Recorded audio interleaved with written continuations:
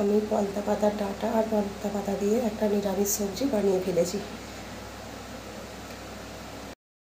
আমি একটা পলতা পাতা ডাঁটা দিয়ে নিরামিষ সবজি বানাবো।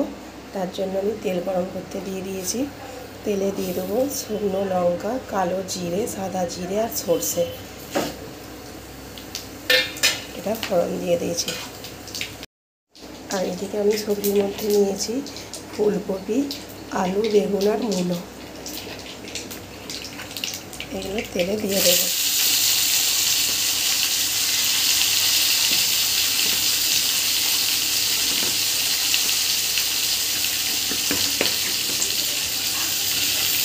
দিয়ে একসঙ্গে দিয়ে আমি অনেকক্ষণ ধরে ভেজে নেবো। এটা ভাজা হয়ে গেছে। এটা দিয়ে দেবো নুন, লঙ্কা গুঁড়ো, হলুদ গুঁড়ো আর ধনে গুঁড়ো।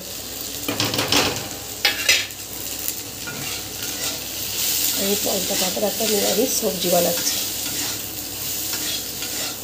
এগুলো ভাজা হয়ে গেছে। এতে এবার পলতা পাতাগুলো আর ডাঁটাগুলো দিয়ে দেবো সব।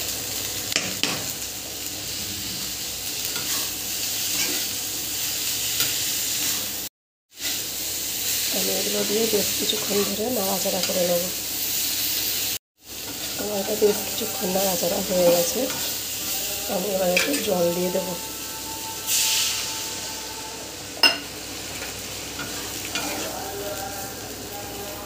জল দিয়ে ঢাকা দিয়ে আমি এটা সেদ্ধ করে নেব। আমার সবজিটা বেনেই গেছে, শুকনো হয়ে গেছে। এবার আমার নামিয়ে নেওয়ার পালা। এবার আমি আস্তে আস্তে এটাকে নামিয়ে নেব। তরকারিটা হয়ে গেছে, এটা আমি নামিয়ে নেব। আমার সবজিটা তৈরি হয়ে গেছে।